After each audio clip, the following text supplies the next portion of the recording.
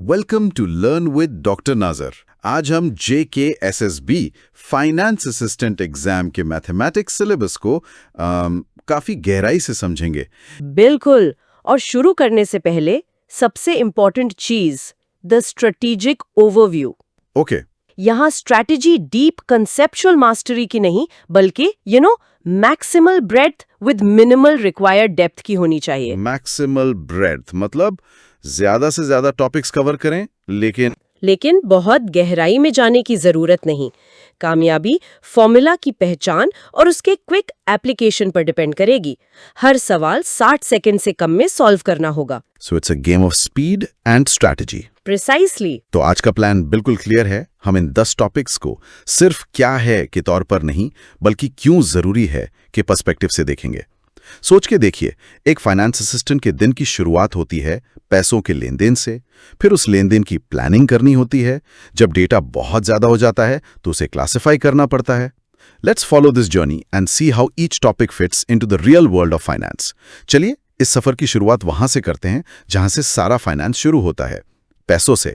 हमारा पहला ग्रुप है कमर्शियल मैथमेटिक्स और टॉपिक है सिंपल एंड कंपाउंड इंटरेस्ट। इन दोनों में आखिर बुनियादी फर्क क्या है? The difference is huge. It's the difference between linear growth and exponential growth. Okay, linear versus exponential. Exactly. देखें, simple interest यानी सादा सूद हमेशा आपके ओरिजिनल प्रिंसिपल अमाउंट पर लगता है। ये एक सीधी लाइन की तरह बढ़ता है। Straight line growth. Got it. लेकिन कंपाउंड इंटरेस्ट, जिसे आइंस्टाइन ने दुनिया का 8वां अजूबा कहा था, वो प्रिंसिपल और पिछले साल के जमाशुदा इंटरेस्ट दोनों पर लगता है।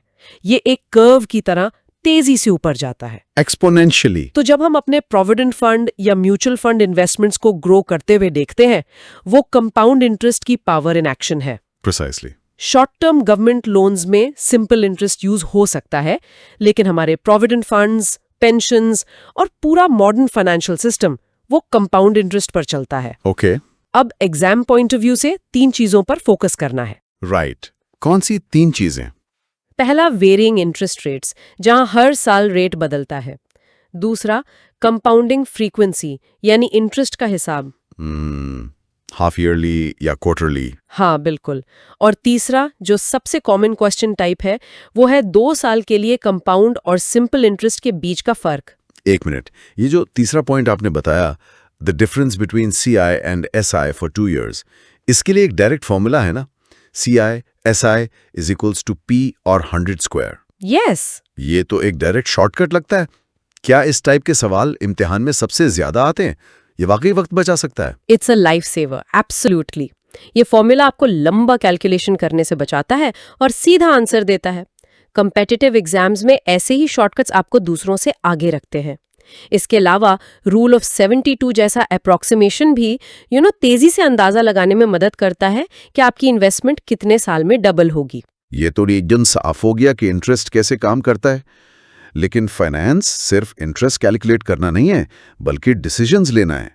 जब एक असिस्टेंट को एक लिमिटेड बजट 2 अलग-अलग स्कीम्स में लगाना हो, तो वो फैसला कैसे करेगा? क्या यहाँ लीनियर इक्वेशंस इन 2 वेरिएबल्स काम आती हैं? एग्जैक्टली, आपने इसका कोर पर्पस पकड़ लिया।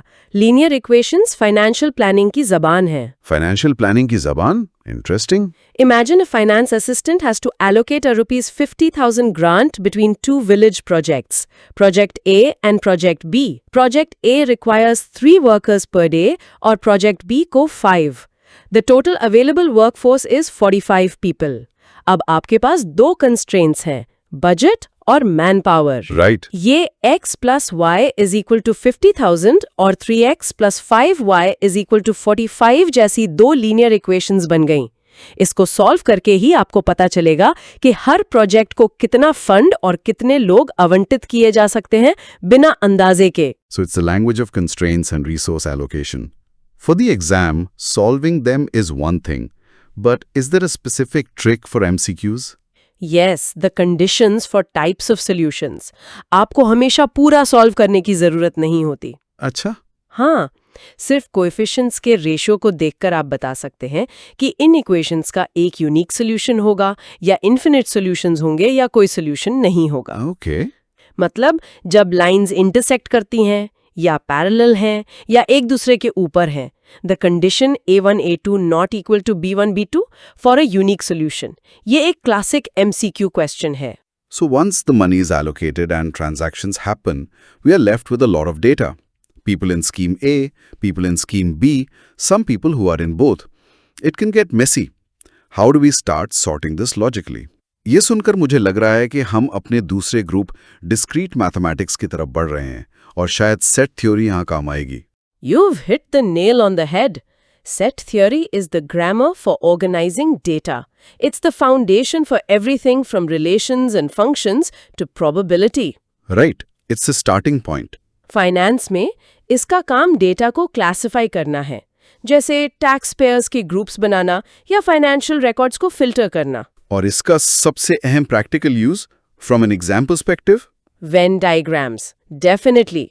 आपको सर्वे बेस्ड क्वेश्चंस मिलेंगे, जैसे एक ऑफिस में 70 लोग चाय पीते हैं, 50 लोग कॉफी पीते हैं और 30 लोग दोनों पीते हैं। The classic Venn diagram problem. हाँ, यहाँ सबसे अहम है प्रिंसिपल ऑफ इंक्लूजन एक्सक्लूजन, जिसका फॉर्मूला है N union B is equal to NA plus NB minus NA intersection B।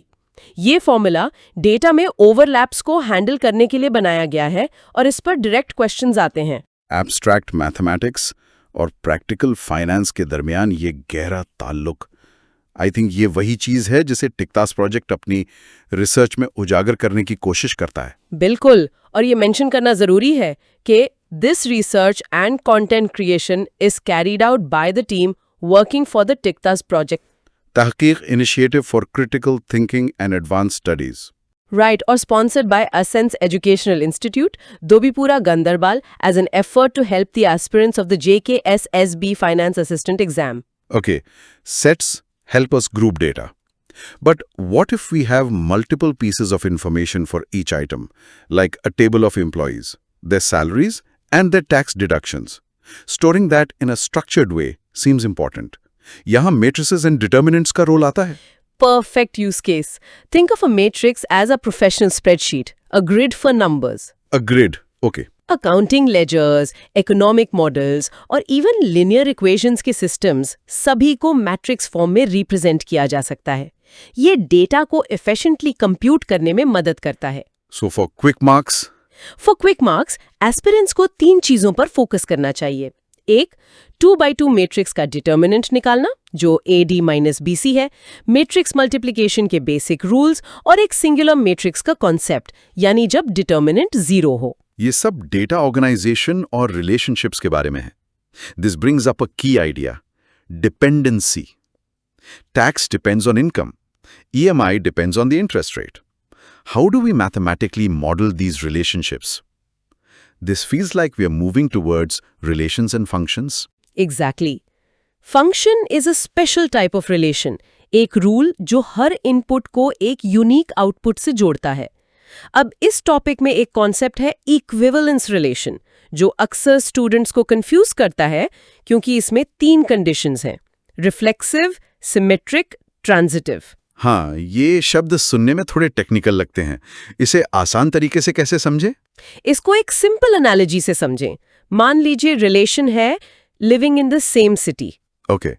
Reflexive, आप अपने ही शहर में रहते हैं, ये सच है। ट्रू। सिमेट्रिक, अगर आप मेरे शहर में रहते हैं तो मैं भी आपके शहर में रहती हूँ, ये भी सच है। राइट। ट्रांजिटिव, अगर आप A के शहर में रहते हैं और A B के शहर में रहता है तो आप B के शहर में रहते हैं, ये भी सच है।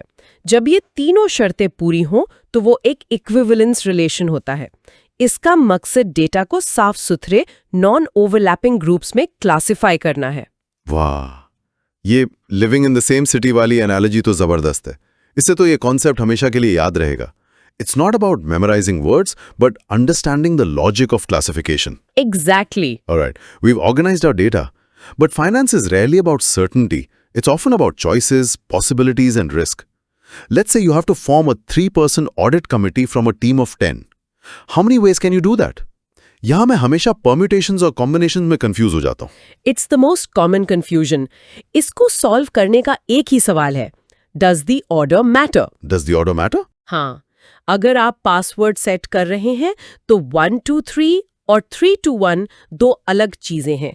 ऑर्डर मैटर्स, ये परम्यूटेशन है। ओके, लेकिन आपकी ऑडिट कमेटी के लिए ए, बी और सी को चुनना या सी, बी और ए को चुनना एक ही बात है। कमेटी तो वही 3 लोग हैं। राइट। ऑर्डर डजंट मैटर, ये कॉम्बिनेशन है। Aha, the password versus committee example. That's brilliant. मैं ये कभी नहीं भूलूंगा. So for the exam, it's about identifying which one to use. Exactly और फिर सही फॉर्मूला अप्लाई करना। कमिटी फॉर्मेशन एक क्लासिक कॉम्बिनेशन प्रॉब्लम है और रिपीटेड लेटर्स वाले अल्फाज की अरेंजमेंट्स जैसे इलाहाबाद या मिसिसिपी ये आम परम्यूटेशन प्रॉब्लम्स हैं। Right. बाइनोमियल थ्योरम के लिए general term, term independent of x और मिडिल टर्म निकालने पर फोकस करना चाहिए। ये जो पॉसिबिलिटीज गिनने का आइडिया है, यह हमें सीधा उस टॉपिक पर ले जाता है जिसे आपने मैथमेटिक्स ऑफ अनसर्टेनिटी कहा था, प्रोबेबिलिटी। आपने मेंशन किया था कि ये सुपर इंपॉर्टेंट है क्योंकि ये मैथ और स्टैट्स दोनों सिलेबस में है। Absolutely. This is a high-yield topic. Finance is all about managing risk, and you can't manage what you can't measure. Probability is how we measure uncertainty. लोग अक्सर इससे डरते हैं। मेरे पास एक स्टूडेंट था जो कार्ड्स के सवालों से नफरत करता था।